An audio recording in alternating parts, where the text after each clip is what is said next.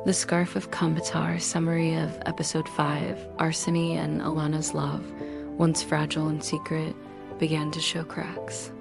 Elena became more distant, her visits shorter, her words lighter, her eyes carrying hesitation. Arseny clung to every stolen moment, pressing his mother's scarf to his chest for comfort, but the shadow of doubt had begun to settle over his heart.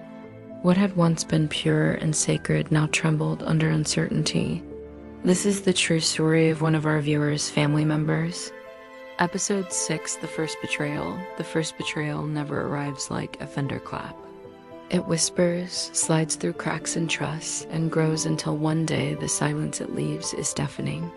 Arseny began to sense it in subtle ways, moments that felt wrong, the sharp edges of things left unsaid, the way her eyes lingered elsewhere for a beat too long. He noticed it first during a market day. Elena had come with her father, but she barely looked at him. Her hands, which had brushed against his countless times, were busy with coins and goods. When he called her name, she turned, her smile polite but strained. She said she was hurried, that they had to leave quickly. Arseny nodded, swallowing a lump of confusion and fear that lodged in his throat. He told himself it was nothing. Perhaps she had been distracted. Perhaps her father was pressing her to hurry. Yet in the quiet moments that followed, as he sat by the ridge and pressed the scarf to his face, he began to feel annoying, deep, and unrelenting. The second sign came in the form of excuses.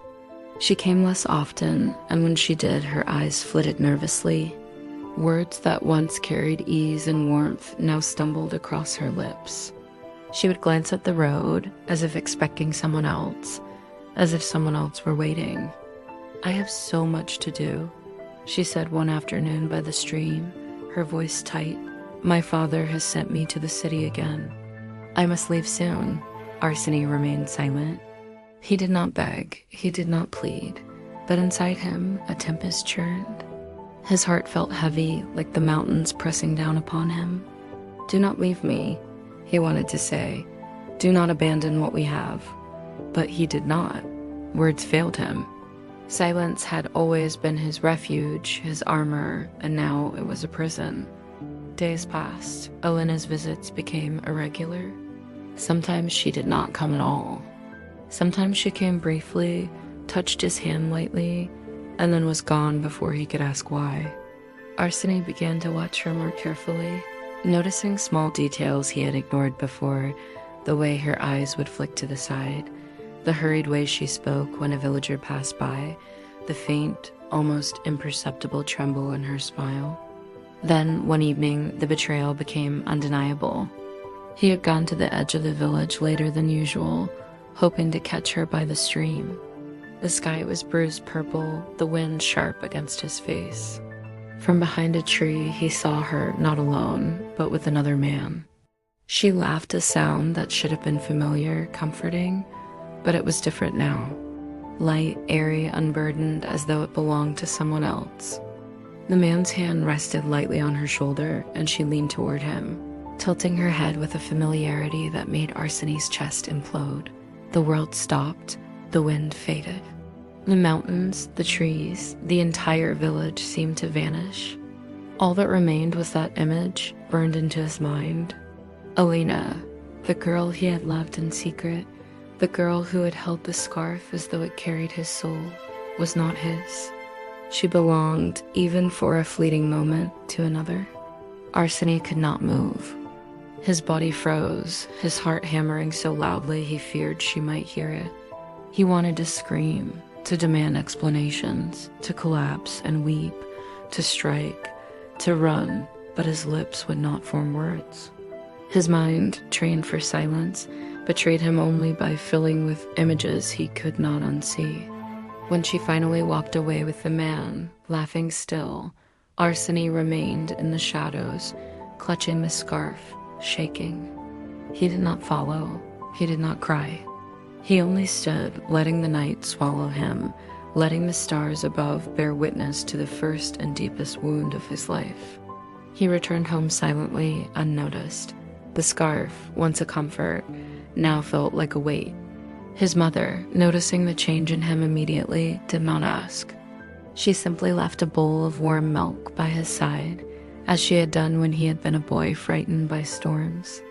That night, Arseny held the scarf close, but it no longer brought comfort. Instead, it carried the image of her laughter with another man, her warmth offered to someone else.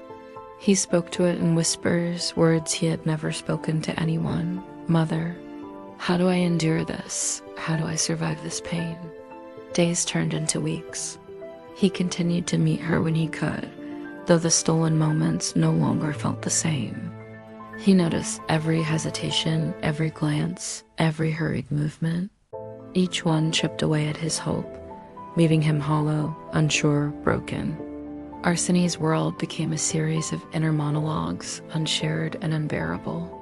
He replayed every meeting, dissected every word, searched for signs he had missed, evidence he had ignored. And all the while, Elena remained unaware of the damage she had inflicted, or perhaps she did, and chose silence as a shield. He began to doubt himself. Perhaps he had imagined the depth of their connection. Perhaps his love had been naive, a dream spun from loneliness. Perhaps the scarf he carried, the symbol of prayers and hope, was not enough to hold someone's heart.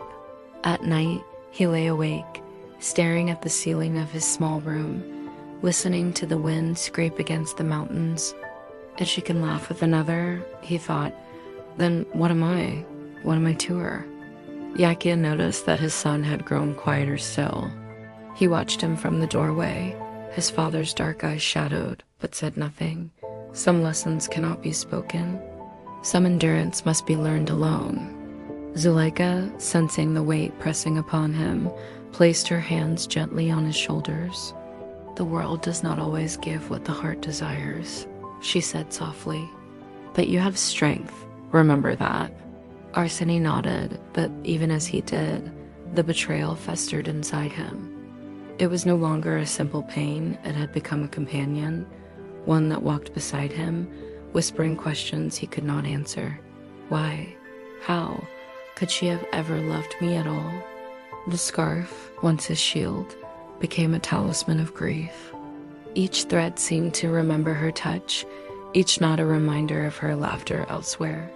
He pressed it to his face when the nights were cold, when the wind cut through the walls, when he felt the ache of his first true heartbreak. And yet he could not let go. For the first betrayal had not destroyed his love. It had deepened it, twisted it, made it raw and unbearable. It became the weight he carried, a weight that would define the coming years. Arseny began to understand, for the first time, that life in Kunbatar was not only about endurance of the land, the mountains, the harsh winters. It was about endurance of the heart, of the soul. And sometimes the heart endured the unbearable. And you, listener, must carry this memory as gently as Arseny carried his pain. For what you witness is not only a story of love, but of the first wound that would shape the man he was destined to become. Please wait for the next episode. This journey has only begun.